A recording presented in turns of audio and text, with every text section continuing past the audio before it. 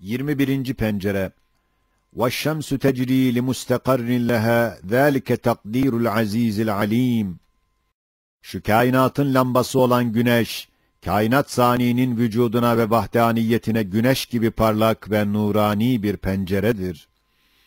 Evet, Manzume-i Şemsiye denilen küremizle beraber 12 seyyare, cirimleri küçüklük büyüklük itibariyle pek çok muhtelif ve mevkileri uzaklık yakınlık noktasında pek çok mütefavit ve sürat-i hareketleri çok mütenevvi olduğu halde, kemali intizam ve hikmet ile ve kemali mizan ile ve bir saniye kadar şaşırmayarak hareketleri ve deveranları ve güneş ile cazibe kanunu tabir edilen bir kanunu ilahi ile bağlanmaları, yani onlar imamlarına iktidaları, büyük bir mikyasta bir azameti kudreti ilahiyeyi ve vahdaniyeti rabbaniyeyi gösterir. Çünkü o camit cirimleri, o şuursuz büyük kütleleri, nihayet derecede intizam ve mizanı hikmet içinde, muhtelif şekillerde ve muhtelif mesafelerde ve muhtelif hareketlerde döndürmek, istihdam etmek, ne derece bir kudreti ve bir hikmeti ispat ettiğini kıyas et. Bu büyük ve ağır işe zerre miktar tesadüf karışsa, öyle bir patlayış verecek ki, kainatı dağıtacak. Çünkü bir dakika tesadüf birisini tevkif etse, mihverinden çıkmasına sebebiyet verir, başkalarıyla müsaademe etmesine yol açar. Küreyi arzdan 1000 defa büyük cirimlerle müsaademenin ne derece dehşetli olduğunu kıyas edebilirsin.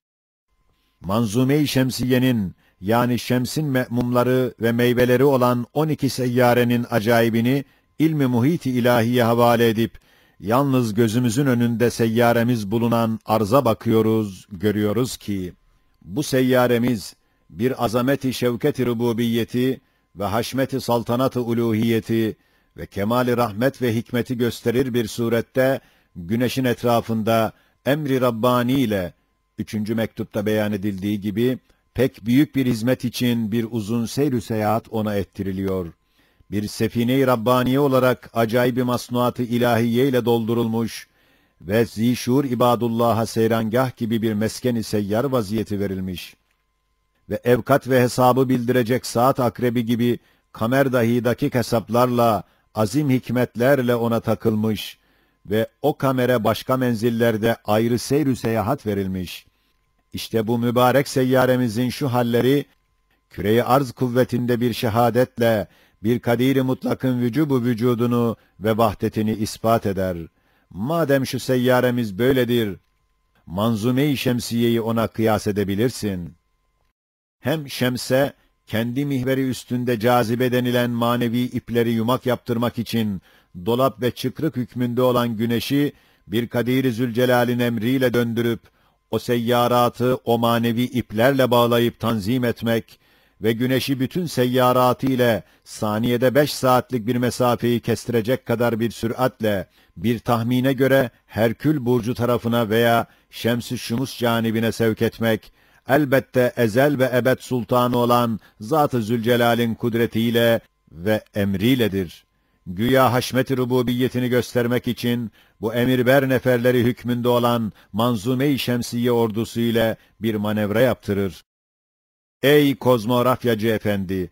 Hangi tesadüf bu işlere karışabilir? Hangi esbabın eli buna ulaşabilir? Hangi kuvvet buna yanaşabilir? Haydi sen söyle, hiç böyle bir Sultan-ı Zülcelal, aczini gösterip mülküne başkasını karıştırır mı? Bahusus kainatın meyvesi, neticesi, gayesi, hülasası olan zihayatları başka ellere verir mi? Başkasını müdahale ettirir mi? Bahusus o meyvelerin en cami ve o neticelerin en mükemmeli ve zeminin halifesi ve o sultanın aynedar bir misafiri olan insanları başıboş bırakır mı? Ve onları tabiata ve tesadüfe havale edip, haşmet-i saltanatını hiçe indirir mi? Kemali hikmetini sukut ettirir mi? 22. pencere. Elem nec'alil arda mihada vel cibale evtada ve halaknakum ezvaca fanzur ila athari rahmetillahi keyfe yuhyil arda ba'de mevtiha. Küre-i arz bir kafadır ki 100.000 ağzı vardır. Her bir ağzında 100.000 lisanı vardır. Her lisanında 100.000 bürhanı var ki, her biri çok cihetle vacibül vücut, vahid-i ehad, her şeye kadir, her şeye alim bir Zat-ı Zülcelal'in vücubu vücuduna ve vahdetine ve evsaf-ı kutsiyesine ve esma-i hüsnasına şehadet ederler. Evet, arzın evvel-i hilkatine bakıyoruz ki, mayi haline gelen bir madde-i seyyaleden, taş ve taştan toprak halk edilmiş. Mayi kalsaydı, kabil-i sükna olmazdı. O mayi taş olduktan sonra, demir gibi sert olsaydı, kabil-i istifade olmazdı. Elbette buna bu vaziyeti veren, yerin sekenelerinin hacetlerini gören bir sani hakimin hikmetidir. Sonra tabakayı türabiye, dağlar direği üzerine atılmış, ta içindeki dahili inkılaplardan gelen zelzeleler, dağlarla teneffüs edip, zemini hareketinden ve vazifesinden şaşırtmasın. Hem denizin istilasından toprağı kurtarsın, hem zihayatların levazımat-ı hayatiyesine birer hazine olsun, hem havayı tarasın, gazat-ı muzırradan tasfiye etsin, ta teneffüse kabil olsun, hem suları biriktirip ittihar etsin, hem zihayata lazım olan sair madenlere menşe ve medar olsun. İşte bu vaziyet bir kadir-i mutlak ve bir hakim-i rahimin vücubu vücuduna ve vahdetine gayet kat'î ve kuvvetli şehadet eder. Ey coğrafyacı efendi! Bunu neyle izah edersin? Hangi tesadüf şu acayip bir masnuat ile dolu sefine-i Rabbaniye'yi bir meşere acayip yaparak 24.000 sene bir mesafede bir senede süratle çevirip onun yüzünde dizilmiş eşyadan hiçbir şey düşürmesin. Hem zeminin yüzündeki acip sanatlara bak. Anasırlar ne derece hikmetle tavzif edilmişler. Bir kadir-i hakimin emriyle zemin yüzündeki Rahman misafirlerine nasıl güzel bakıyorlar, hizmetlerine koşuyorlar. Hem acip ve garip sanatlar içinde rengarenk, acip hikmetli zemin yüzünün simasındaki bu nakışlı çizgilere bak. Nasıl sekenelerine enhar ve çayları, deniz ve ırmakları, dağ ve tepeleri, ayrı ayrı mahluklarına ve ibadına layık birer mesken ve vesait-i nakliye yapmış. Sonra yüzbinler ecnas-ı nebatat ve enva hayvanatı ile kemal-i hikmet ve intizam ile doldurup, hayat vererek şenlendirmek, vakit be vakit muntazaman mevt ile terhis ederek, boşaltıp yine muntazaman basubadel mevt suretinde doldurmak, bir Kadir-i Zülcelal'in ve bir Hakim-i Zülkemal'in vücubu vücuduna ve vahdetine yüzbinler lisanlarla şehadet ederler. Elhasıl, yüzü acayip sanata bir meşher ve garayb-i mahlukata bir mahşer ve kafile-i mevcudata bir memer ve suhufu ibadına bir mescit ve makar olan zemin, bütün kainatın kalbi hükmünde olduğundan, kainat kadar nuru vahdaniyeti gösterir. İşte ey coğrafyacı efendi, bu zemin kafası 100.000 ağız, her birinde 100.000 lisan ile Allah'ı tanıttırsa ve sen onu tanımazsan, başını tabiat bataklığına soksan, derece-i kabahatını düşün, ne derece dehşetli bir cezaya seni müstahak eder, bil, ayıl ve başını bataklıktan çıkar. Âmentu billâhillezî biyedihi melekûtu kulli şey de. 23. pencere. Ellezî halakal mevte vel hayâh. Hayat, kudret-i Rabbaniye mucizatının en nuranisidir, en güzelidir ve vahdaniyet bürhanlarının en kuvvetlisi ve en parlağıdır ve tecelliyat-ı samedaniye aynelerinin en camii ve en berrakıdır. Evet, hayat tek başıyla bir hayy-i kayyumu bütün esma ve şuunatı ile bildirir. Çünkü hayat, pek çok sıfatın memzuç bir macunu hükmünde bir ziya, bir tiryaktır. Elvan-ı seb'a ziyada ve muhtelif edviyeler tiryakta nasıl ki mümtezicen bulunur, öyle de hayat dahi pek çok sıfattan yapılmış bir hakikattır. O hakikattaki sıfatlardan bir kısmı, duygular vasıtasıyla imbisat ederek inkişaf edip ayrılırlar. Kısmı ekseri ise hissiyat suretinde kendilerini ihsas ederler ve hayattan kaynama suretinde kendilerini bildirirler. Hem hayat, kainatın tedbir ve idaresinde hüküm ferma olan rızk ve rahmet ve inayet ve hikmeti tazammun ediyor. Güya hayat, onları arkasına takıp girdiği yere çekiyor. Mesela hayat bir cisme, bir bedene girdiği vakit, Hakim ismi dahi tecelli eder. Hikmetle yuvasını güzelce yapıp tanzim eder. Aynı halde Kerim ismi de tecelli edip, meskenini hacatına göre tertip ve tezyin eder. Yine aynı halde Rahim isminin cilvesi görünüyor ki, o hayatın devam ve kemali için türlü türlü ihsanlarla taltif eder. Yine aynı halde Rezzak isminin cilvesi görünüyor ki, o hayatın bekasına ve inkişafına lazım maddi manevi gıdaları yetiştiriyor ve kısmen bedeninde ittihar ediyor. Demek hayat bir noktayı mihrakiye hükmünde muhtelif sıfat birbiri içine girer, belki birbirinin aynı olur. Güya hayat tamamiyle hem ilimdir, aynı halde kudrettir, aynı halde de hikmet ve rahmettir ve hakeza. İşte hayat bu cami mahiyeti itibariyle şuun-u zatiye-i Rabbaniye'ye aynedarlık eden bir ayne-i samediyettir. İşte bu sırdandır ki hayy-i kayyum olan Zat-ı Vacibül Vücud, hayatı pek çok kesretle ve mebzuliyetle halk edip neşir ve teşhir eder ve her şeyi hayatın etrafına toplattırıp ona hizmetkar eder. Çünkü hayatın vazifesi büyüktür. Evet, samediyetin aynesi olmak kolay bir şey değil, adi bir vazife değil. İşte göz önünde her vakit gördüğümüz bu haddü hesaba gelmeyen yeni yeni hayatlar ve hayatların asılları ve zatları olan ruhlar, birden ve hiçten vücuda gelmeleri ve gönderilmeleri, bir zat-ı vacibül vücut ve hayy-i kayyumun vücubu vücudunu ve sıfat-ı kutsiyesini ve esma-i hüsnasını lemaatın güneşi gösterdiği gibi gösteriyorlar. Güneşi tanımayan ve kabul etmeyen adam, nasıl gündüzü dolduran ziyayı inkar etmeye mecbur oluyor.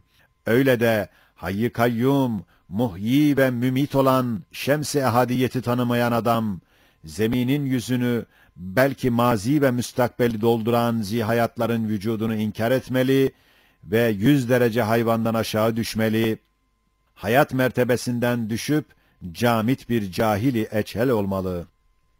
24. pencere. La ilahe illahu kullu şeyin halikun illa vecheh lehul hukmu ve ileyhi turcaun. Mevt, hayat kadar bir bürhan-ı rububiyettir. Gayet kuvvetli bir hüccet-i vahdaniyettir. Ellezî halakal mevte vel hayâ delaletince, mevt, adem, idam, fena, hiçlik, failsiz bir inkıraz değil, belki bir faili hakim tarafından hizmetten terhis ve tahvili mekan ve tebdili beden ve vazifeden paydos ve hapsi bedenden azat etmek ve muntazam bir eseri hikmet olduğu 1. mektubda gösterilmiştir.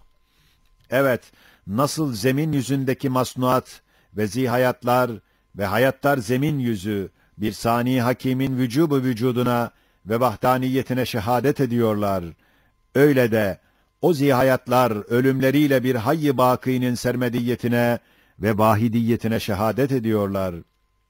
22. sözde mevt gayet kuvvetli bir bürhan-ı vahdet ve bir hüccet-i sermediyet olduğu ispat ve izah edildiğinden şu bahsi o söze havale edip yalnız mühim bir nüktesini beyan edeceğiz. Şöyle ki, nasıl zihayatlar vücutları ile bir vacibül vücudun vücuduna delalet ediyorlar, öyle de o zihayatlar ölümleriyle bir hayy-i bakînin sermediyetine, vahidiyetine şehadet ediyorlar.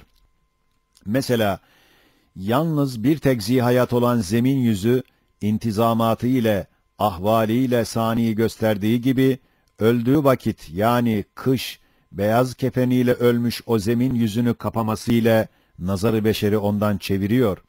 Veyahut nazar, o giden bahar cenazesinin arkasından maziye gider, daha geniş bir manzarayı gösterir. Yani her biri birer mucize-i kudret olan zemin dolusu bütün geçen baharlar misillü, yeni gelecek birer harikayı kudret ve birer hayattar zemin olan bahar dolusu hayattar mevcudat-ı arziyenin gelmelerini ihsas ve vücutlarına şehadet ettiklerinden, öyle geniş bir mikyasta, öyle parlak bir surette, öyle kuvvetli bir derecede bir Sani Zülcelal'in, bir Kadir Zülkemal'in, bir Kayyum-u Baki'nin, bir Şems-i Sermedi'nin vücubu vücuduna ve vahdetine ve beka ve sermediyetine şehadet ederler ve öyle parlak delaili gösterirler ki, ister istemez bedahet derecesinde Âmentü billâhil vâhidil ehad dedirtir. Elhasıl, ve yuhyil arda ba'de mevtiha sırrınca, hayattar bu zemin, bir baharda saniye şehadet ettiği gibi, onun ölmesiyle, zamanın geçmiş ve gelecek iki kanadına dizilmiş mucizatı kudretine nazarı çeviriyor. Bir bahar yerine binler baharı gösteriyor. Bir mucize yerine binler mucizatı kudretine işaret eder. Ve onlardan her bahar, şu hazır bahardan daha kat'î şehadet eder. Çünkü mazi tarafına geçenler, zahiri esbaplarıyla beraber gitmişler, arkalarında yine kendileri gibi başkalar yerlerine gelmişler. Demek esbab-ı zahiriye hiçtir. Yalnız bir Kadir-i Zülcelal, onları halk edip, hikmetiyle esbaba bağlayarak gönderdiğini gösteriyor. Ve gelecek zamanda dizilmiş hayatlar olan zemin yüzleri ise, daha parlak şehadet eder. Çünkü yeniden, yoktan, hiçten yapılıp gönderilecek. Yere konup, vazife gördürüp, sonra gönderilecekler. İşte ey tabiata saplanan ve bataklıkta boğulmak derecesine gelen gafil, bütün mazi ve müstakbele ulaşacak hikmetli ve kudretli manevi el sahibi olmayan bir şey, nasıl bu zeminin hayatına karışabilir? Senin gibi hiç ender hiç olan tesadüf ve tabiat buna karışabilir mi? Kurtulmak istersen, tabiat olsa olsa bir defteri kudreti ilahiyedir.